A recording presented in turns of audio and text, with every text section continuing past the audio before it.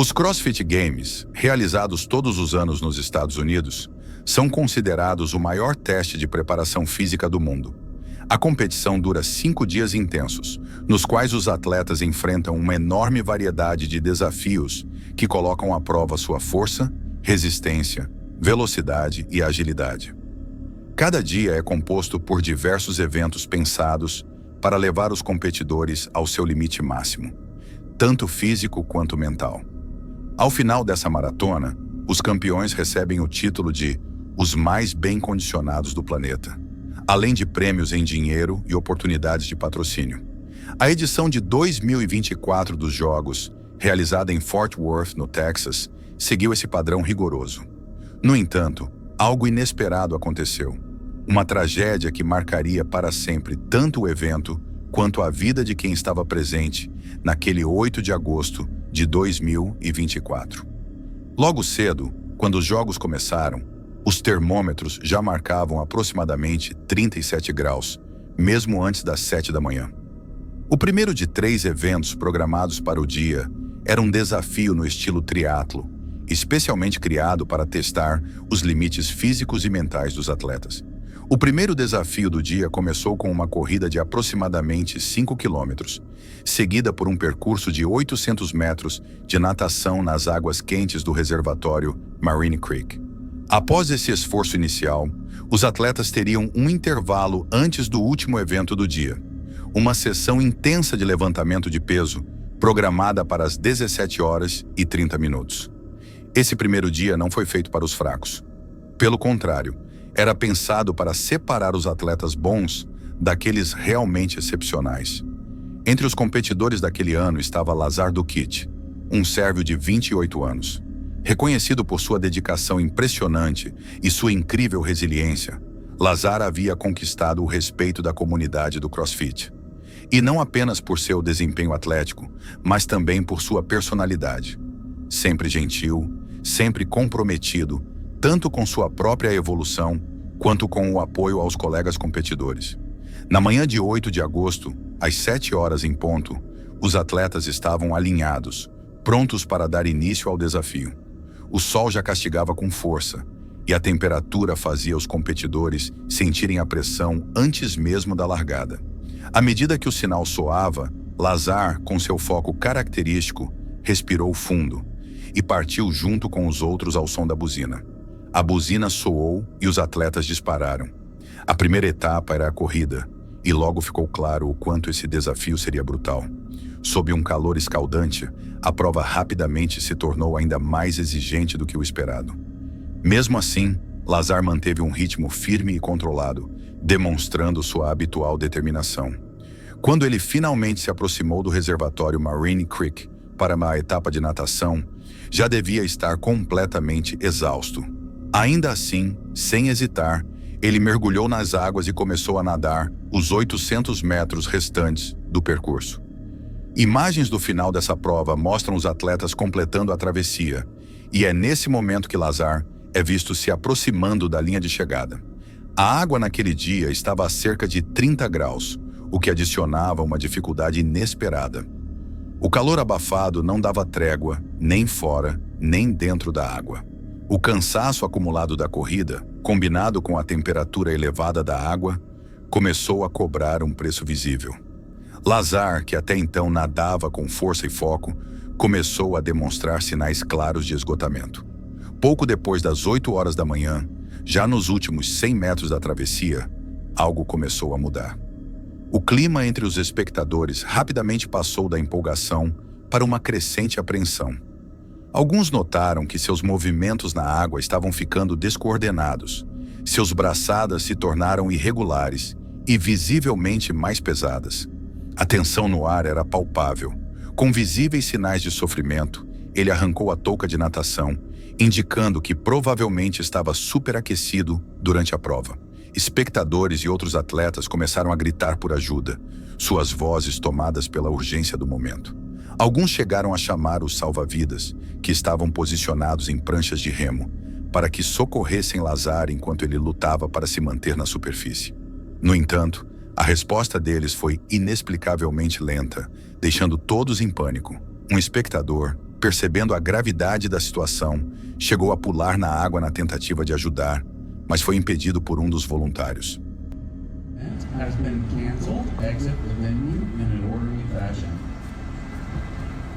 Logo ficou claro para todos que os voluntários não estavam preparados para lidar com uma situação tão grave. Enquanto Lazar ainda lutava na água, ele sumiu de vista. Procuraram por ele, mas não o encontraram em lugar nenhum. Um dos salva-vidas, sem perceber a gravidade do momento, acabou voltando calmamente ao seu posto, deixando uma sensação de incredulidade no ar. A cena era angustiante e difícil de assistir. Debaixo d'água, Lazar ainda lutava por sua vida, mas o socorro certo não chegava. Quando o alarme foi finalmente acionado, por volta das 8h25, já era tarde demais. A busca se intensificou rapidamente, mas às 9h20 o corpo de Lazar foi encontrado. Ele não resistiu. A notícia abalou profundamente os atletas, os espectadores e os organizadores. O clima animado da competição deu lugar a um silêncio pesado, de tristeza e choque. A tragédia aconteceu poucas horas depois do início da prova e levantou muitas perguntas sobre a segurança do evento. Descobriu-se que apenas 5 socorristas estavam responsáveis por vigiar os 79 atletas naquele dia, e somente 2 estavam posicionados próximos ao final do percurso, justamente onde Lazar enfrentou dificuldades. Foi um momento duro, que mostrou como medidas básicas de segurança podem fazer toda a diferença para proteger vidas.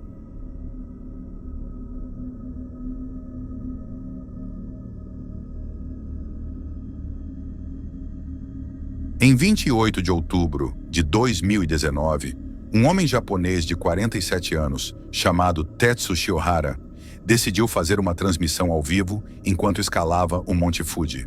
O que inicialmente parecia ser apenas uma aventura divertida, logo se transformou em uma tragédia que poderia ter sido evitada. Tetsu já tinha experiência com o Monte Fuji. Desde 2017, ele havia alcançado o cume várias vezes. No entanto, todas as suas escaladas anteriores aconteceram durante a temporada oficial, que vai de julho até meados de setembro. Nesse período, embora ainda seja um desafio, a escalada é bem mais segura. As trilhas ficam bem cuidadas, o clima é mais estável e agradável, e há cabanas de apoio abertas ao longo do caminho, oferecendo abrigo e itens importantes como comida e até latas de oxigênio. Mas naquela ocasião, Tetsu decidiu fazer a escalada fora de temporada, no final de outubro. A montanha já estava coberta por uma camada espessa e escorregadia de neve, e as condições eram muito mais severas do que ele podia imaginar. Ventos fortes atingiam até 100 km por hora, e todas as cabanas de descanso estavam fechadas por conta do encerramento da temporada. Mesmo sendo sua primeira tentativa nesse período mais arriscado, Tetsu estava determinado a chegar ao topo e retornar no mesmo dia. Infelizmente, a jornada começou mal desde o início. Ele havia esquecido de levar itens importantes, como meias mais grossas para manter os pés aquecidos e grampos para evitar que seus sapatos escorregassem na neve. Esses pequenos descuidos, somados às condições extremas, acabaram tornando sua escalada muito mais perigosa do que ele imaginava. Mais tarde, Tetsu também comentou que não havia levado comida com ele, com receio de deixar a mochila muito pesada. No entanto, à medida que a escalada avançava, a falta de alimentos se tornou o menor dos seus problemas. Ele logo percebeu que a neve naquele dia estava muito mais profunda do que esperava, tornando cada passo mais difícil e exaustivo. Durante a subida, ele passou por vários trechos onde a trilha havia desmoronado por conta das más condições climáticas. Cerca de 2 horas após o início da caminhada, os espectadores da transmissão ao vivo começaram a perceber o quão perigosa a situação estava ficando. Muitos começaram a alertá-lo e a pedir com insistência que ele voltasse antes de chegar ao cume.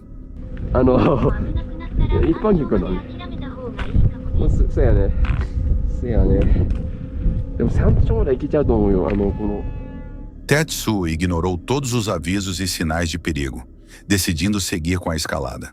Movido por pura força de vontade, ele realmente conseguiu chegar bem perto do cume. Infelizmente, foi ali que sua sorte chegou ao fim.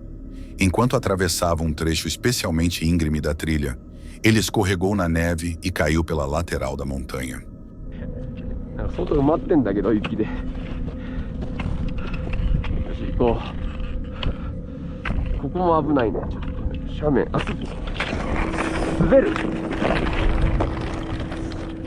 Segundos depois de escorregar, o telefone de Tetsu bateu em uma pedra e desligou, encerrando abruptamente a transmissão ao vivo.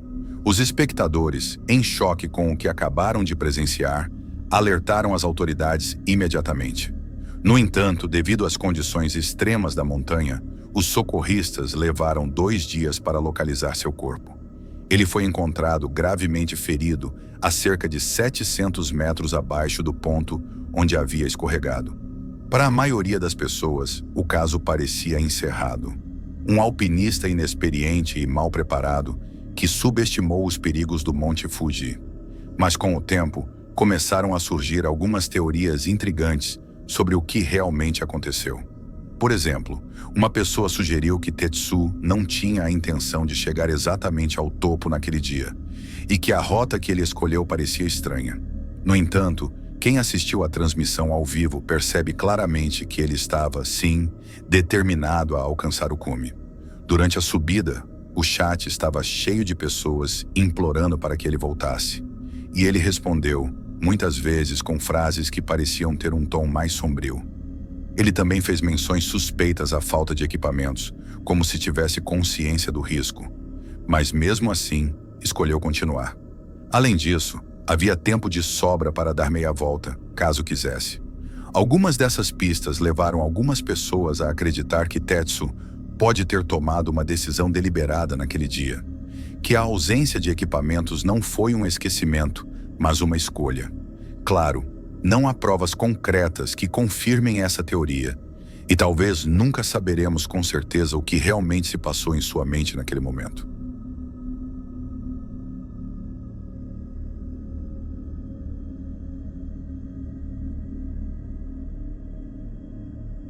A história começa na margem oriental do Mar Negro, em uma cidade chamada Poti, que é um porto. Situada na parte ocidental da Geórgia, na manhã de quarta-feira, 7 de fevereiro de 2024, num frio típico de inverno, por volta das 8h30, 3 homens se encontraram em um campo de futebol em Poti e subiram a bordo de um balão de ar quente a gás Cameron Z 315. Naquele dia, os 3 tinham em mente realizar algo que ninguém havia tentado antes. Eles queriam estabelecer um novo recorde mundial de distância, com esse voo marcando a primeira travessia aérea de balão pela Geórgia, saindo de Poti rumo ao Parque Nacional de Vashlovani. A jornada cobriria uma extensão de aproximadamente 400 quilômetros. Os 3 participantes dessa tentativa de recorde incluíam Mishu Binavil, um piloto da Polônia com 52 anos de idade, Krzysztof Zapart e o piloto georgiano de 70 anos, Reva Zutari, eram os outros 2 membros da equipe. Mishu era o único que não era piloto na sexta naquele dia. Trabalhando como cinegrafista de 52 anos na Amed TV, Mishu estava ali para documentar o voo. Krzysztof foi o fundador do clube de balões Swinder e tinha uma paixão profunda por balões de ar quente. Por último, mas não menos importante, Reva Zutari era um veterano no balonismo e detentor de 3 recordes nacionais. Ele também foi presidente da Federação Nacional de Aeronáutica da Geórgia e fundador do Sky Travel Group.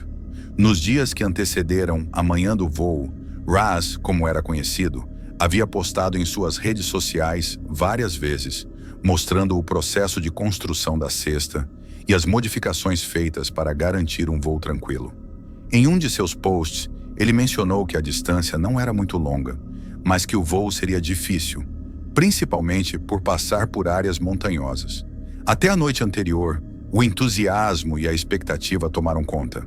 Raz usou seu Facebook para convidar todos os seus fãs e amigos a assistir ao passeio de balão ao vivo. Depois de semanas de preparação, naquela manhã, os 3 se vestiram e se prepararam para a longa viagem. Revas fez mais uma postagem em seu Facebook, informando as pessoas onde poderiam assistir à jornada, acompanhada de fotos da cesta pronta para o voo, enquanto o trio saía de um estádio em Poti.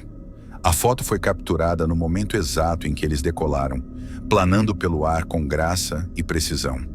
Logo após a partida, eles ganharam altitude e Revas compartilhou outra foto em seu Facebook. Na imagem final, ele aparece sorrindo ao lado de Christoph, com o céu azul claro e as montanhas ao fundo. A legenda dizia: "Decolamos às 8h30, ganhando altitude, entrando no caminho certo." Tudo parecia estar indo conforme o esperado, mas o que poderia dar errado? O balão percorreu cerca de 2/3 do trajeto antes que a tragédia acontecesse. Quando os três sobrevoaram a pequena vila alemã de Assorti, no sul da Geórgia, a velocidade do vento aumentou drasticamente. Tentando manter o controle, os homens perceberam que estavam saindo do curso, e ficou claro que a tentativa de recorde havia falhado. Eles tentaram pousar, mas o balão foi visto pelos espectadores sendo empurrado descontroladamente, balançando violentamente com o vento. Foi quando as filmagens foram feitas. O balão se aproximava do solo, parecendo que pousaria sem problemas, até que uma grande rajada de vento o puxou para cima novamente. A rajada não parava de soprar e os arrastava morro acima. Eles chegaram perigosamente perto de um conjunto de linhas de alta tensão. Em segundos, o balão atingiu as linhas eletrificadas e, enquanto o vento ainda uivava, ele ficou preso nas linhas e foi arrastado pela rajada, até que pegou fogo, despedaçando-se em pedaços. A cesta foi consumida pelas chamas e, no final, quase não sobrou nada do balão. Agora é possível imaginar o horror que eles sentiram, sendo arrastados sem possibilidade de escapar. No entanto, duvido que algum deles tenha previsto que isso aconteceria dessa forma. Provavelmente, ninguém percebeu o perigo iminente. Ambulâncias correram para o local, mas tragicamente, os 3 homens não sobreviveram. A Amedi TV dedicou um programa em memória de Micho, que perdeu a vida no acidente. A filha de Revas expressou seu carinho no Facebook, dizendo que ele partiu sorrindo, fazendo seu melhor trabalho, lindo e querido, me deixando na dor. Essa tragédia foi o primeiro acidente de balão de ar quente na Geórgia em quase 2 décadas. Pelo que se sabe, não houve previsão de mau tempo naquele dia. Caso contrário, a viagem teria sido cancelada. Foi simplesmente uma sequência de infortúnios, e assistir a tudo isso se desenrolar nas câmeras foi algo totalmente chocante. Logo após o acidente, o Ministério do Interior iniciou uma investigação, afirmando que, de acordo com o artigo 275 do Código Penal, houve uma violação das regras de voo, mas ainda não foi revelado quais seriam essas violações.